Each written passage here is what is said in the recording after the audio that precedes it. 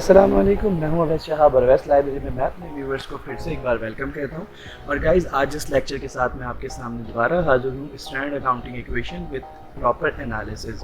अच्छा गाइज़, अपने लेक्चर 1 में मैंने आप लोगों के साथ एक क्वेश्चन डिस्कस किया था कोकब नूर वाला, और मैंने सेल्फ टेस्ट क्वेश्चन के लिए आपको भानिया मलिक का एक क्वेश्चन दिया था, वो आपको खुद से सॉल्व करने के लिए कहा था। आज मैं पापाज इलस्ट्रेशन नंबर 2 के साथ आपके साथ हाजिर हूँ, और आज की इस वीडियो में मैं मर्चेंडाइज से रिलेटेड बात करूँगा कि मर्चेंडाइज में अगर सेल करने पर हमें प्रॉफिट हो या लॉस हो, या एसेट्स के बेचने पर हमें प्रॉफिट हो या लॉस हो, तो हम उसे किस तरह स्टैंडर्ड अकाउंटिंग इक्वेशन में ट्रीट करते हैं। तो अगर आप किसी और लेक्चर की गर्ज से इस वीडियो पर आए हैं तो ये वीडियो आपके लिए बेकार है। इस वीडियो में मैं दूसरे रेवेन्यूज़ को डिस्कस नहीं करने वाला, तो अभी आप ये वीडियो छोड़ सकते हैं। और अगर आप मर्चेंडाइज इन्वेंट्री, प्रॉफिट, लॉस और इन चीज़ों को डिस्कस करने के लिए आए तो डेफिनेटली ये वीडियो फिर आपके लिए है।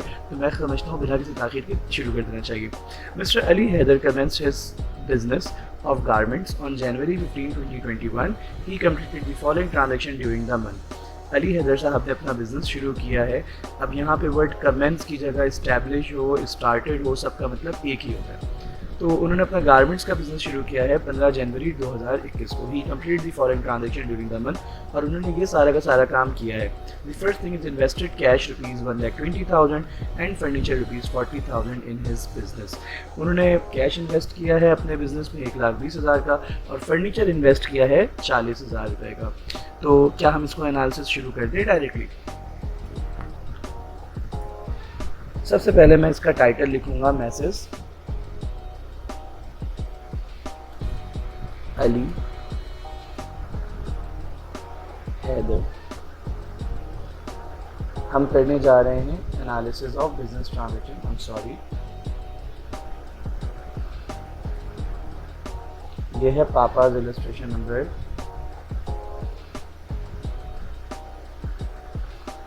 Number 2, messrs Ali Haider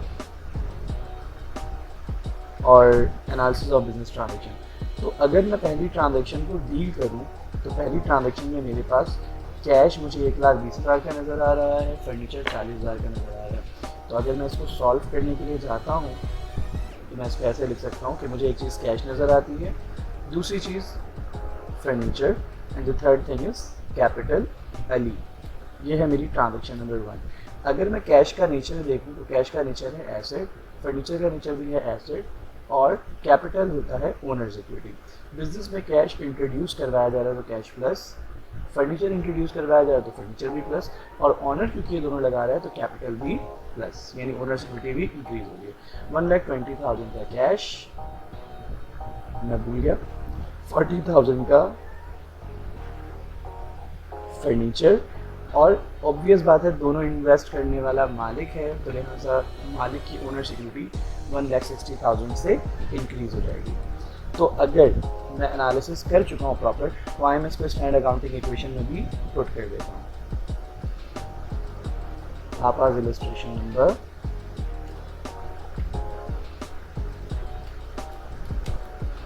2, messrs Ali Haider, standard accounting equation for the period ended, for the month of January 2021।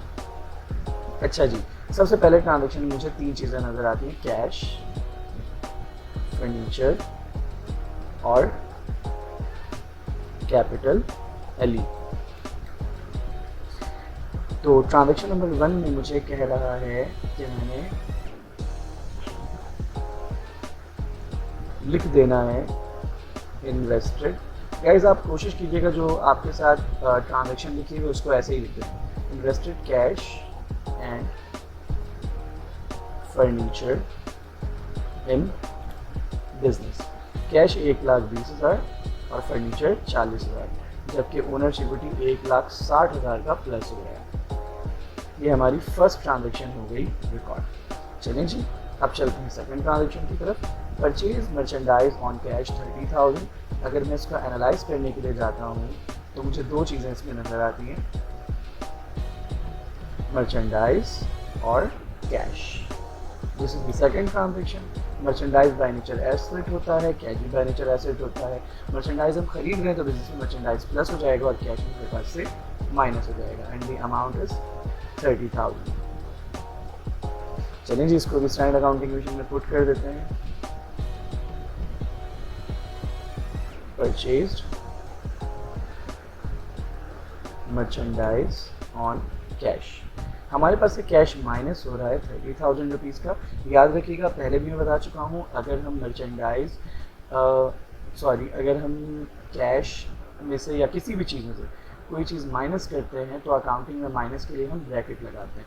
तो इसमें ब्रैकेट लगा दिया है और मैं मर्चेंडाइज के लिए एक नया कॉलम बना लेता हूँ। मर्चेंडाइज मेरा 30,000 का हो रहा है प्लस।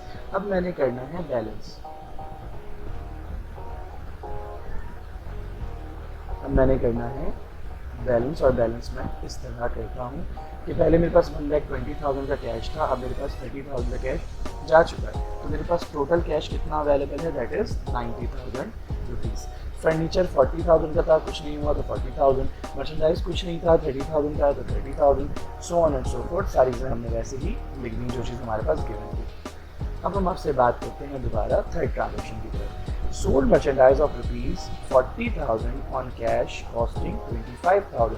हमने मर्चेंडाइज बेचा है 40,000 का और उसके ऊपर जो हमारी कॉस्ट है वो कितनी है, 25,000 की कॉस्ट हमारे ऊपर आई है। तो आइए हम इसको भी एनालाइज करके देखते हैं कि इस ट्रांजेक्शन में क्या क्या चीज़ है। एक चीज़ तो है मर्चेंडाइज, दूसरी चीज़ है कैश। मर्चेंडाइज बाय नेचर होता है एसेट और कैश बाय नेचर होता है एसेट। मर्चेंडाइज अगर मैं बेच रहा हूँ तो ऑब्वियस बात है बिजनेस से मर्चेंडाइज मेरा माइनस हो जाएगा, लेकिन जो मेरा मर्चेंडाइज माइनस हुआ है, अगर आप इसको फोकस करें तो मुझे कह रहा है कि sold merchandise of ₹40,000 on cash costing 25,000, यानी जो मैंने मर्चेंडाइज बेचा है 40,000 रुपये का, उसकी एक्चुअल में कॉस्ट थी 25,000। तो मेरे पास से जो मर्चेंडाइज माइनस हुआ है वो 25,000 का हुआ है, जबकि मेरे पास कैश जो आया है तो कैश प्लस हुआ है, वो हुआ है 40,000 रुपीज़ का। यानी कैश प्लस हुआ है 40,000 का, जबकि मर्चेंडाइज गया है 25,000 का। 25,000 की मर्चेंडाइज अगर मैं 40,000 में बेच दूँ तो इसका मतलब मुझे प्रॉफिट है कितने का, 15,000 का। तो प्रॉफिट भी इंक्रीज़ हो रहा है और प्रॉफिट की वजह से ओनर्स इक्विटी इंक्रीज़ हो जाती है। आइए अब देखते हैं इसको एनालिसिस स्टैंडर्ड अकाउंटिंग इक्वेशन में कैसे पुट करते हैं। सबसे पहले मैं यही लिख दूँगा, sold merchandise on cash.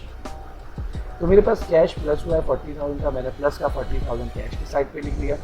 Minus हुआ है मर्चेंडाइज 25,000 रुपीज़ का, मैंने माइनस कर दिया 25,000, और 15,000 का क्योंकि प्रॉफिट आया है तो प्रॉफिट के ऊपर क्लेम होता है ऑनर का, तो मैं 15,000 का प्रॉफिट की वजह से ओनर्स के उसमें ऐड कर दूँगा। अब मैंने करना है बैलेंस। बैलेंस करने के लिए फिर वही टेक्निक मैं लगाऊंगा कि प्लस और माइनस करूँगा। मेरे पास पहले 90,000 का कैश था, अब मेरे पास 40,000 का कैश मजीद और बढ़ गया, तो मेरे पास कुल टोटल कैश हो गया 1,30,000 का। फर्नीचर 40 का था, 40 का ही है, जबकि मर्चेंडाइज पहले 30 का था, 25 का मैंने बेच दिया, तो मेरे पास अब मर्चेंडाइज रह गया सिर्फ और सिर्फ 5,000 का, और ओनर्स इक्विटी मेरे पास हो गई है 1,75,000 की। आइए दोबारा ट्रांजेक्शन की तरफ चलते हैं। अब कह रहा है purchase machinery of ₹40,000 on credit. हमने मशीनरी खरीदी है क्रेडिट पर 40,000 रुपीज़ की। तो इस ट्रांजेक्शन में मुझे क्या क्या चीज़ नज़र आती है, आइए देखते हैं। एक चीज़ है मशीनरी और दूसरी चीज़ है अकाउंट्स पेबल। जब हम उधार पे कोई चीज़ खरीदते हैं तो हम उसे अकाउंट्स पेबल कहते हैं। मशीनरी एसेट होती है और अकाउंट्स पेबल एक तरह का लाइबिलिटी। मशीनरी हम खरीद रहे हैं तो मशीनरी इंक्रीज, और उधार पर खरीदे तो लाइबिलिटी भी हमारी इंक्रीज हो रही है 40,000 रुपीज़। अब इसको स्टैंडर्ड अकाउंटिंग इक्वेशन में हम पुट कर देते हैं। Purchased machinery on credit. अगर मैं मशीनरी ऑन क्रेडिट पर खरीद रहा हूँ तो मुझे एक मशीनरी का कॉलम बनाना पड़ेगा और एक कॉलम बनाना पड़ेगा अकाउंट्स पेएबल का। तो मशीनरी मेरे पास इंक्रीज हो रही है 40,000 की और अकाउंट्स पेएबल मेरे पास इंक्रीज हो रहा है 40,000 का, और इसी तरह आप मैंने क्या कर देना है, बैलेंस कर देना। अच्छा जी, बैलेंस करने के लिए मैं वही काम करूँगा। मेरे पास कैश में कोई चेंज नहीं आया, तो कैश मेरा अभी भी इतना ही है, 1,30,000। मर्चेंडाइज फर्नीचर में भी कोई चेंज नहीं है, लिहाजा फर्नीचर भी उतना ही, और उसके साथ बाकी तमाम तर चीज़ें भी मैंने प्लस और माइनस करके लिख दी हैं। इसमें कुछ प्लस और माइनस करना नहीं था, तो लिहाजा मैंने इसको वैसे ही लिख दिया। अब बात करते हैं पेड कैश 25% टू क्रेडिट, यानी हमने जो उधार पर सामान खरीदा था 40,000 का, अब मैं उस क्रेडिटर को 25,000 का पे कर रहा हूँ।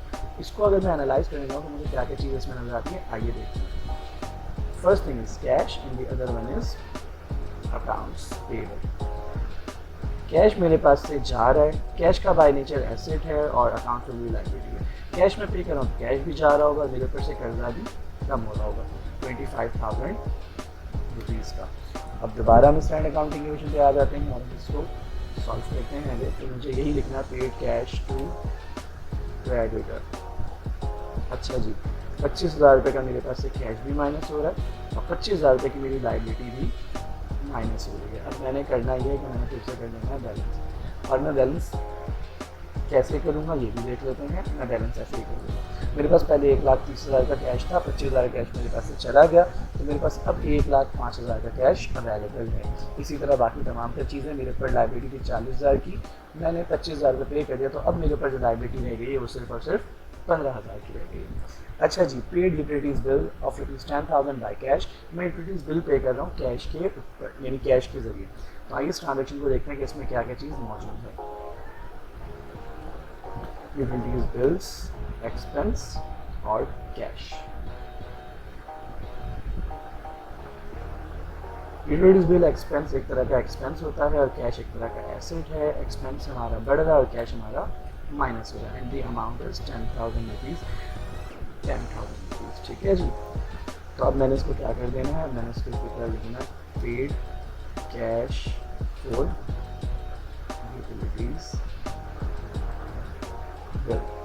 अच्छा जी, अब हमने देखना ये है कि हमारे पास से कैश तो माइनस हो जाएगा 10,000 का, लेकिन एक्सपेंस तो इस कॉलम में कोई है नहीं। जैसा कि मैंने अपनी पिछली वीडियो में भी आपको बताया कि अगर एक्सपेंसेस होते हैं तो एक्सपेंसेस को हम कैपिटल से माइनस कर देते हैं, और अगर रेवेन्यूज़ होते हैं तो हम कैपिटल में इसको ऐड कर देते हैं। तो क्योंकि एक्सपेंस तो मैं कैपिटल से इसको माइनस कर दूँगा, और फिर उसके बाद मैंने कर देना है दोबारा से बैलेंस उसी तरीके से जैसे मैंने लास्ट में किया था।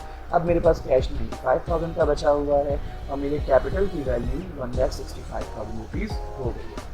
आए देखते हैं last transaction. Sold a machinery of ₹7,000 worth 4,000। मैंने मशीनरी बेची है 7,000 रुपये में, जबकि उसकी कीमत कितनी थी, वर्थ का मतलब होता है उसकी हैसियत, उसकी कीमत। उसकी कीमत थी 4,000 रुपये, यानी 4,000 की मशीनरी मैंने बेच दी है 7,000 रुपये में। तो अब मुझे क्या करना है, फिर इसको एनालाइज करना है। अब मैं मर्चेंडाइज नहीं बेच रहा, बल्कि मैं किसी दूसरे एसेट को बेच रहा हूँ। तो इसको, ट्रांजेक्शन को किस तरह हम एनालाइज करते हैं, आइए देख लेते हैं।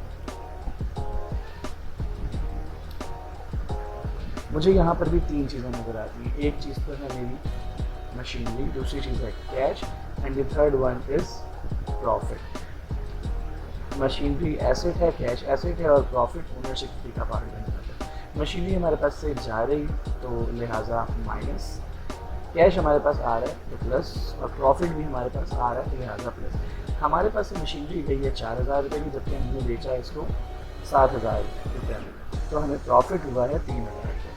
अब दोबारा इस ट्रांजेक्शन को अगर हम स्टैंड अकाउंटिंग इक्वेशन में पुट करने जाएँ तो हम इसको किस तरह कर सकते हैं, आइए देखते हैं।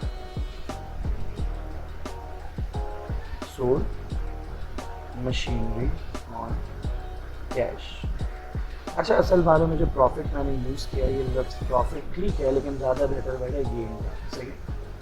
तो 7,000 का मेरे पास कैश आया, तो 7,000 का कैश प्लस, मशीनरी मेरे पास से 4,000 की चली गई तो 4,000 माइनस, और क्योंकि प्रॉफिट है 3,000 रुपये का, या गेन है 3,000 रुपये का, तो 3,000 रुपये का मैंने गेन कैपिटल में ऐड कर दिया है। अब इसके बाद मैंने कर देना है फाइनल बैलेंस।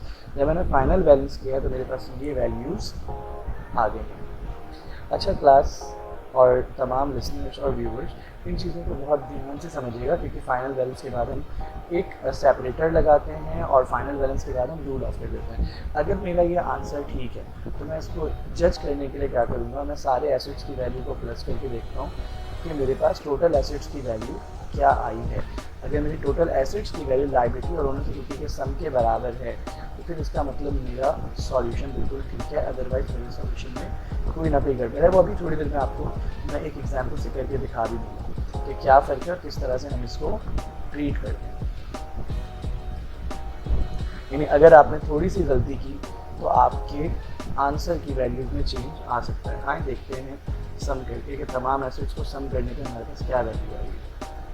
हमारे पास टोटल वैल्यू आई 1,83,000 यानी 1,83,000 रुपीज़ का अमाउंट। इसी तरह हमने जब ओनर सिक्योरिटी को भी और लाइबिलिटी को भी प्लस किया तो हमारे पास सेम वैल्यू आ गई है 1,83,000 रुपीज़ का अमाउंट। इसका मतलब मेरे बोथ साइड इक्वल है, मैंने जो ऑपरेशंस किए हैं बिल्कुल दुरुस्त है। अच्छा जी, अब हम आपसे बात करते हैं कि अगर आपने किसी एक जगह कैलकुलेशन के वक्त किसी वैल्यू में कोई एक ज़ीरो मिस कर दिया, कोई भी वैल्यू को मिस कर दिया, तो अल्टीमेटली इसका आंसर चेंज हो जाएगा। फॉर इंस्टेंस मैंने ये 40,000 की जगह लिख दिया सिर्फ 4,000, तो अब ज़रा नीचे वाली वैल्यू और ऊपर वाली वैल्यू को देखिएगा फ़र्क कितना आ जाएगा, 147 और 183, यानी ये डिफरेंस आ गया। कभी भी ऐसा नहीं होगा कि आपने किसी एक जगह गलती कर दी हो और ये इसको टाई कर दे, यानी आपकी अगर गलती होगी तो कभी भी बोथ साइड इक्वल नहीं होंगे। तो इसलिए जब आप कैलकुलेट करें तो कैलकुलेटर पर बहुत ध्यान रखें। तो इसके साथ साथ मेरा ये वाला लेक्चर तो हो गया कंप्लीट स्टैंडर्ड अकाउंटिंग इक्वेशन का। हो सकता है कि मैं नेक्स्ट वीडियो में लॉस के कोई केसेस करवा दूँ, और अगर कोई चीज़ रहती होगी तो मैं उसके ऊपर भी बात कर लूँगा। स्टैंडर्ड अकाउंटिंग इक्वेशन में इतना ही काफ़ी है। आज के लिए मुझे इजाज़त दीजिए, लेकिन इजाज़त देने से पहले एक काम और कीजिए। हमने एक क्वेश्चन और आपसे कहा था कि डिस्कस करेंगे, जो आपने खुद सेल्फ टेस्ट क्वेश्चन करना है।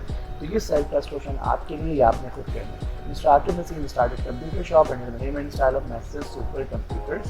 He completed the following transaction during the month. आप इस पूरे क्वेश्चन को सॉल्व करके देखिएगा। ये क्वेश्चन उसी तरह का कुछ मिलता जुलता है, आप आसानी से इसको सॉल्व कर सकते हैं। करने के बाद कमेंट बॉक्स में ज़रूर मेंशन कीजिएगा कि आपको इस क्वेश्चन को सॉल्व करते हुए कैसा लगा। तो अब आपको मुझे इजाज़त वाकई दे ही देनी चाहिए। ठीक है जी, अल्लाह हाफ़िज़।